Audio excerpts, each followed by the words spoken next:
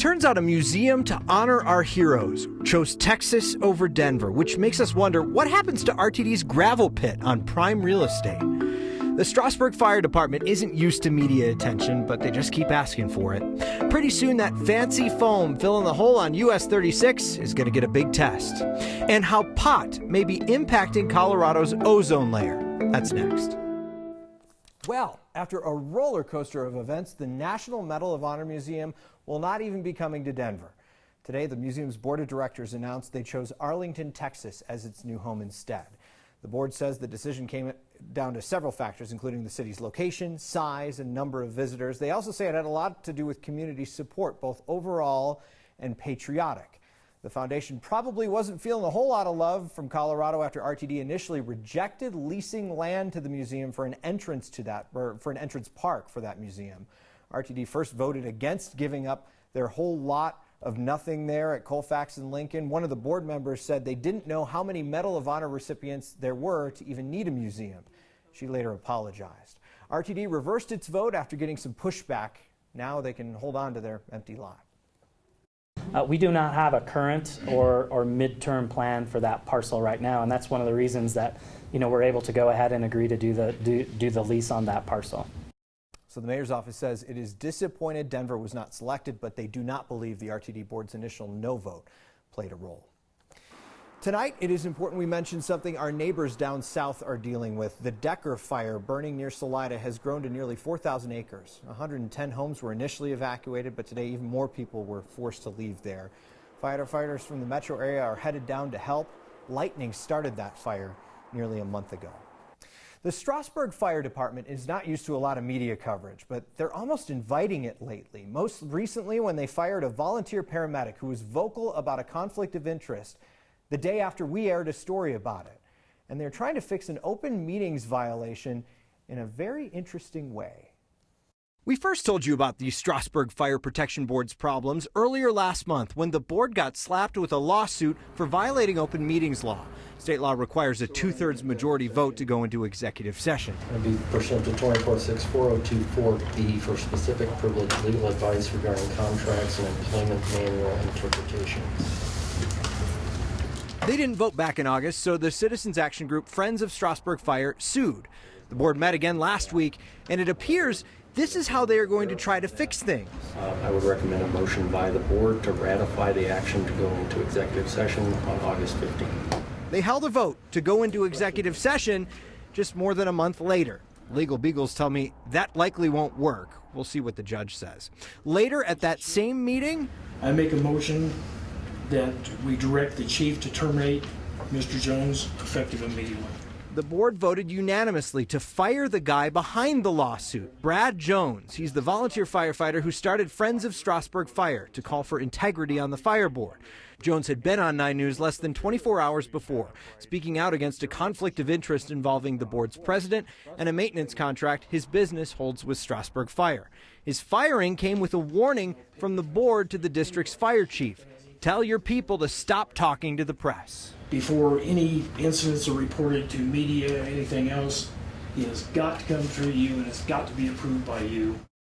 So Brad Jones is considering taking legal action against the district over his firing. The law is relatively murky about whistleblower complaints from volunteers, though most legal experts I talked to today say the timing of his firing is certainly questionable. So what's happening in Strasburg is a symptom of a problem in small towns around this country. As budgets are cut, local journalism is dwindling, and some governments are going unchecked. We got a sad reminder of the state of journalism this week as the Newseum, a museum dedicated to news in Washington, D.C., decided it will close its doors at the end of the year. The staff there says it's a financial decision. The reality is it's just sad. Perhaps we in the field ought to take it as a wake-up call. Any poll will tell you we're not the most favored people in the country right now. A peek at my Twitter feed or email inbox will do the same. But I would argue we need good journalism now more than ever. So let's use this as a reminder to focus on doing our job and doing it well, holding the powerful accountable and getting you important information. Let's keep doing the kind of work that made them open a museum in the first place. Well, remember when we showed you the material being used to keep US 36 stable after that giant hole formed in the highway? Well, tomorrow, people will drive on that geofoam for the first time. If all goes as planned, on your way to work in the morning, you'll be able to drive in the newly constructed eastbound lanes there, but only 2 of them. The 3rd lane will open on Friday. CDOT is relying on more than 6,000 of those blocks of foam to keep the highway stable for years to come. A Colorado Public Radio article got us to turn our eyes to the sky and think about pot and the ozone. That's because the State Department of Health is already studying that. Nusha Roy explores the environmental impact of that marijuana study. It's a bit of a brain tease. What is their contribution to this overall ozone problem? One Caitlin Urso wants to solve about pot and the environment. She's working with the State Department of Health and gave us a quick science lesson that starts with the problem. Ozone is the #1 pollutant of concern here in Colorado. We're not meeting EPA health standards for ozone. So the state is looking into what could be new sources contributing to the problem and turn their attention to marijuana. Sort of left this gap in environmental knowledge for states that have legalized. To be clear, we are not talking about smoking, but the actual plant that emits what's called terpene, typically where the marijuana smell comes from. But those terpenes are volatile organic compounds. When those kind of compounds interact with other pollution and the sun, it adds to the ozone problem, which isn't good for the environment and not good for you and me to breathe. It's bad. The state is working with 4 cultivators to research this, in part because of zoning and industry regulations that crowded cultivators into the Denver metro area, which is also where there's more pollution. So the question is if growing marijuana is adding to the problem. Well, I've been aware of this study for quite some time now. The National Cannabis Industry Association is on board with finding out more. So we support any research that can improve the environmental knowledge base and help make us a better industry and better neighbors. They're also already committed to going green. That includes getting more efficient lighting measures as well as overall cultivation techniques. Urso says they're just trying to learn more and couldn't rely on others to try and find the answer. Marijuana is federally illegal. And typically when you have new industries come online, EPA is the one that is responsible for quantifying their environmental impact. So Caitlin said that she has seen a lot of companies already incorporating ways to be more environmentally friendly, and that companies can now actually recycle their packaging. So that means if somebody goes and buys a product, they can then use their product and then bring that packaging back to the dispensary. They'd sanitize it and then reuse it again after that. So this isn't the only industry the state is looking into. No, Caitlin actually said the most recent one was the craft brewing industry, because it took off so much that they had to kind of look at what the environmental impact was. Found that most of them are pretty small, so they didn't have a huge impact, but they were working with them on efficiency, and that included not wasting any beer, because if it evaporates, it releases ethanol into the atmosphere. So make your packaging efficient again. It would be a shame to waste beer. It is absolutely. It's good for the environment. Good for the environment. You heard it here first, folks. Thanks, Anusha. Tonight we say goodbye to a Coloradan who made history. Ruben Valdez passed away last night. He was the first Latino to be elected as our state's Speaker of the House in 1974. The Trinidad native was a longtime leader in the Democratic Party, also serving in the General Assembly. Valdez is known for being a trailblazer in Denver's Latino community, pushing for bilingual and bicultural education. Strive Prep's Ruben Valdez Achievement Campus on West Evans honors his legacy. Valdez was 82 years old.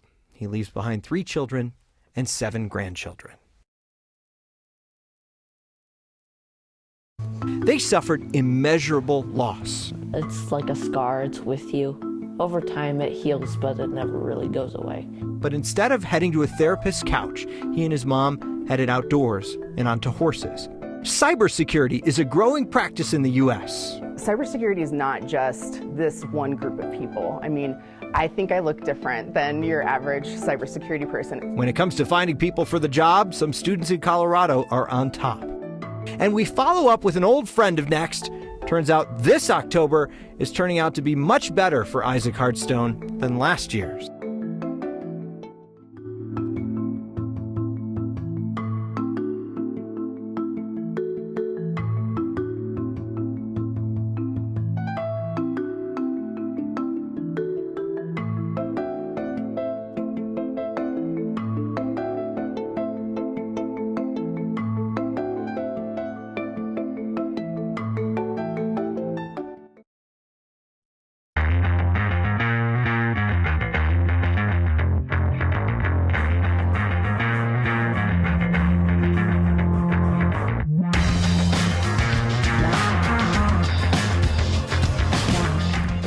this month, Next began following one of the most dramatic sagas in our show's time, the story of Isaac Hartstone.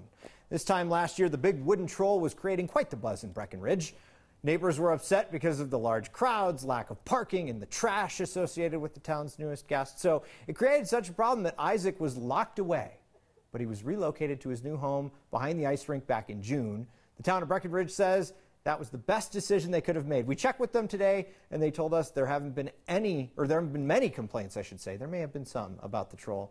They say it's safe to call Isaac a permanent resident, though, from now on.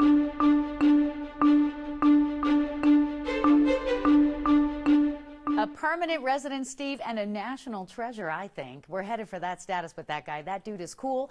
And what a great week to get up there and enjoy Isaac and many of the just wonderful scenes up in Colorado's high country. It has been warmer in the mountains. It's been clear in the mountains. Today, it took us a while to get to this, but once the sun came out, it was a beautiful afternoon. It just seemed like everybody's mood improved once the fog burned off. 65 today. The average is 71. We've got fog and frost in the forecast tonight, and then back to sunshine and a nice warming trend.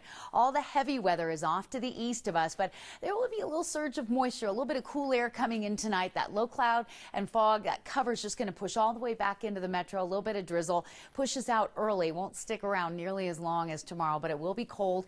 Frost advisory out, not including Denver, but tender plants vegetation will need protection as temperatures, well, it's that time of year, getting down close to the freezing mark. In Denver, fair skies in 36, fog and frost late will linger through mid-morning, then clear out. Sunshine close to 70 tomorrow. 80s possible on Friday, a little cooler, but a lovely weekend. Mid-70s for Monday and Tuesday. And the fall foliage pictures coming in, Steve, have been magnificent. And speaking of pictures, I noticed you snuck in a little avalanche in the intro now when you're hosting. And then, it's subliminal messaging. Thank you, Kathy. There are all kinds of love stories. This one is unique. Our Lori Lizarraga met up with a local woman and her son whose lives have been changed forever by their love for horses. Excited to see Grace? There's rarely a day you won't find these two here. Hi, baby. Tracy and Elijah Boone love horses. Horses can understand your emotions. They respond to it. But their connection with the animals didn't begin in a barn. All I remember is a lot of hospital visits. It began 7 years ago. Just coming in and out of hospital rooms. With a goodbye. Back in 2012, we lost our fairy tale. We lost our happily ever after when my husband, Reed Boone, died of a horrible brain disease. It happened suddenly, 2 days before Christmas. Elijah was 6 years old. Pain, sadness, anger, fear, all of the bad feelings and none of the good. In their time of grief, support and resources were difficult to find. The hospice therapist handed me a stack of brochures. I looked at the brochures, and after everything that we had been through, I'm looking at my 6-year-old son, and I couldn't picture him in an office right out of the gate. I just couldn't picture it. But I looked through the brochures, and I fumbled on a man and a horse on the brochure, and went, I can picture him with a horse. Fast forward almost 7 years and hundreds of trips to the barn. When I actually fell asleep on top of a horse while riding it, that's what their heartbeat does to you. It calms you down so much. Tracy and Elijah's path to healing has been forged by resilience and horses. And they're bringing that healing to others through their nonprofit, Elijah's Path to Healing Foundation. So that's what this is all about, helping people get through some tough times. We're next with this gorgeous, gorgeous animal. I'm Lori Lizarraga. Tracy and Elijah's mission is to help other widows and children who are experiencing loss the way that they did. By offering this equine assisted therapy and other resources through their foundation. You can get access to all of that information on our website. Just look for this story. There's plenty of things that women can be doing, and women are making a difference in all of these fields. And that just because there's this precedent doesn't mean that defines what you can do. Lots of students get scholarships, but not like this. And one Colorado city has perfected the art of speaking to man's best friend. But it's not just for fun, they mean business.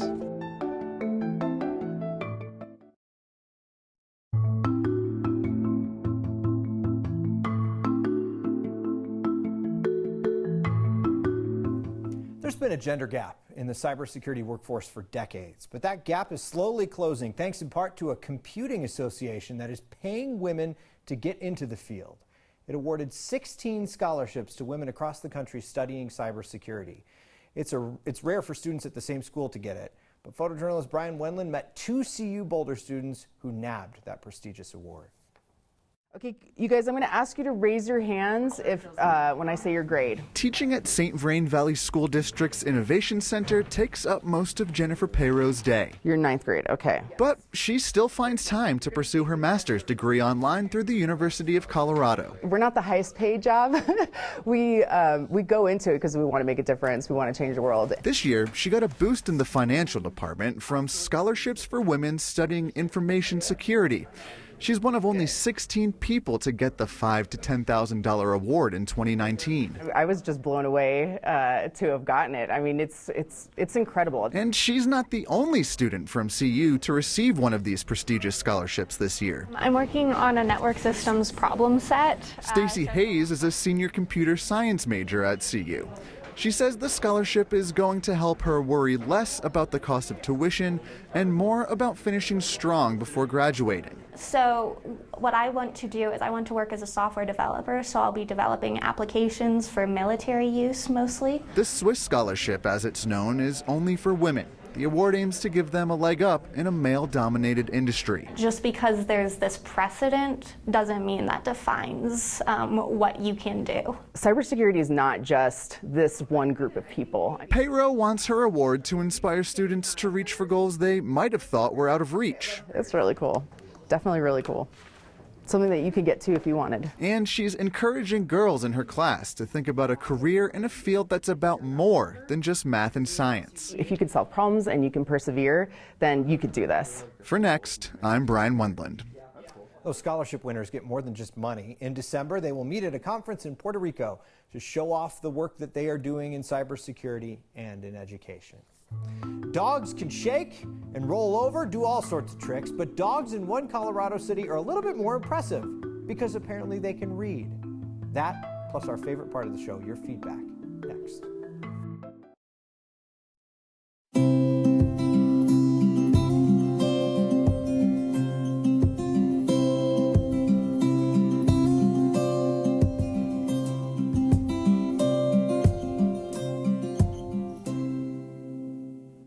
It's a sign that the city of Manitou Springs really wants to get their message across. Our viewer Harry stumbled across this during a stroll downtown, a reminder for dog owners to pick up after their four-legged friends. But it also includes a message for dogs, just in case their owners overlook the sign. We want to know what caught your eye today. Email us pictures of signs to next@9news.com or get our attention with the hashtag HeyNext. On the National Medal of Honor Museum, Sarah Ann writes in, I'm sorry that Colorado didn't get it, but after the RTD debacle, we didn't seem very welcoming. Can't really blame them. Mountain Views writes in, instead of Highway 36, are they going to start calling it Foamway 36? Then he had a little ba-dum-tsh. But my favorite comes from Kim. I enjoy your show quite a lot, and your beard is a good look for you. I think she thinks I'm Kyle. We'll see you next time.